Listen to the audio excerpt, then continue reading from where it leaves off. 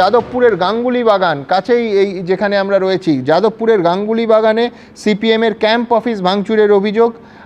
আমার সহকর্মীর কাছে চলে যাব, সন্দীপ সরকার। হ্যাঁ সন্দীপ, ঠিক কী অভিযোগ, কি হয়েছে?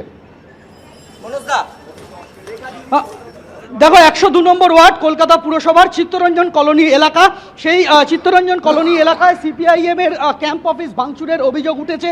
সেই অভিযোগ পেয়ে সিপিআইএম প্রার্থী এসছেন ঘটনাস্থলে। সৃজন, কি অভিযোগ পেয়ে এখানে এলেন এবং কি দেখলেন এই মুহূর্তে পরিস্থিতি? 102 নম্বর ওয়ার্ড যাদবপুর বিধানসভার মধ্যে 4টে বুথ, মানুষ ভোটের লাইনে দাঁড়াচ্ছেন, ভোট হচ্ছে, তৃণমূল হারছে, লাল ঝান্ডা জিতছে, বুঝতে পেরে এখন অলিতে গলিতে ক্যাম্প অফিস ভাঙা শুরু হয়েছে। যতগুলো ক্যাম্প অফিস ভাঙবে আমরা ততগুলো আবার বসাবো, এতে এই চত্বরের মানুষ ভয় পাবে না। এবং আমরা আমাদের পার্টি আছি, ইলেকশন কমিশন, সেন্ট্রাল ফোর্স সব নিয়ে আমরা মানুষ যাতে ভোট দিতে পারেন সেটা সুনিশ্চিত করব। আমরা দেখতে পেলাম সুমনদা যে এই ক্যাম্প অফিস যেখানে ভাঙচুর করা হয়েছে বলে অভিযোগ, সেই ক্যাম্প অফিসে সামনে এলেন সৃজন ভট্টাচার্য এবং যে সমস্ত জায়গায় ক্যাম্প অফিস ভাঙচুর করা হয়েছে বলে অভিযোগ তোলা হচ্ছে বামেদের তরফে, সেই জায়গায় ক্যাম্প অফিসগুলি আবার তিনি বসালেন এবং সেই ক্যাম্প অফিস বসানোর পরে এই মুহূর্তে এখানে সৃজন ভট্টাচার্য তিনি এসে পৌঁছেছেন। ধন্যবাদ সন্দীপ। একটা কেন্দ্রে উপনির্বাচন, সেখান থেকে ঘটনাবহুল ভুয়ো কর্মীকে প্রার্থী ধরছেন, সেই ছবি সজল ঘোষ বিজেপির প্রার্থী। আমি দ্রুত অ্যাম্বিয়েন্স সহকারে ছবিটা দেখাবো, তারপর আবিরের সঙ্গে কথা বলবো। আগে ছবিটা দেখি। ভুয়ো ভোটার ধরছেন,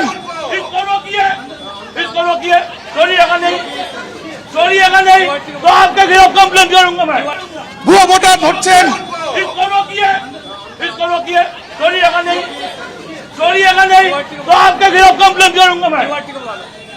একেবারে আমরা দেখলাম সজল ঘোষ। সজল দেখে দেখুন না বেটা, চোর।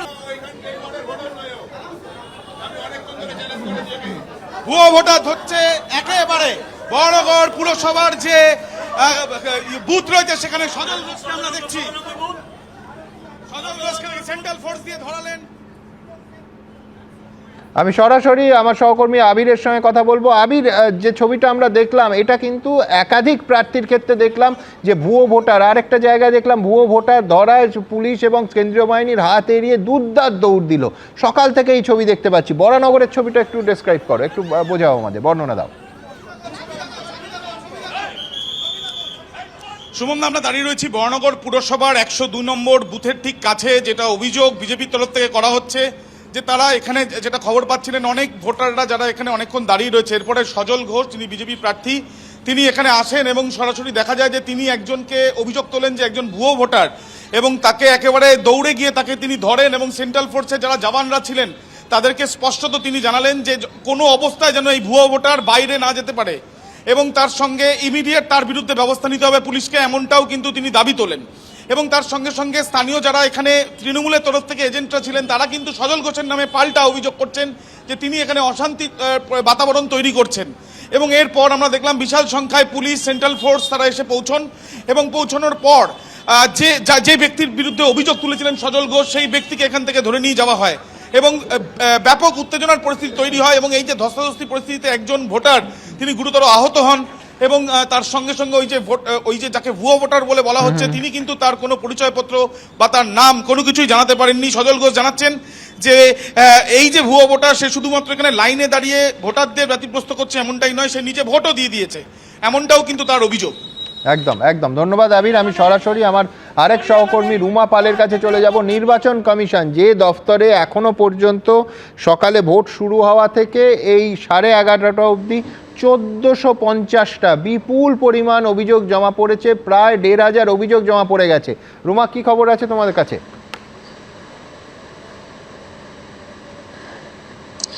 একদমই তাই, 11টা পর্যন্ত 1450টি অভিযোগ জমা পড়েছে, যার মধ্যে একেবারে রাজনৈতিক যে অভিযোগ, একেবারে সিএমএস পোর্টালে যে অভিযোগ জমা পড়েছে সেটার সংখ্যা হচ্ছে 307। এখানে হচ্ছে বিজেপি 76টি অভিযোগ জমা পড়েছে, সিপিএম এর 142 এবং কংগ্রেসের 9টি।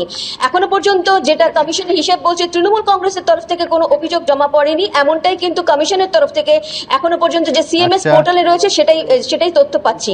অন্যদিকে ডায়মন্ড হারবারের সব থেকে বেশি অভিযোগ 183টি অভিযোগ, এবং সিভিজিল অ্যাপে যে অভিযোগ জমা পড়েছে তার মধ্যে 128টি, এবং এনজিআরএস যেটা ন্যাশনাল গ্রিভেন্স রিড্রেসাল সেল সেটা হচ্ছে অভিযোগ জমা পড়েছে প্রায় 1015, এবং তার মধ্যে দমদমেই অভিযোগ জমা পড়েছে 473টি এবং ডায়মন্ড হারবারে 463টি।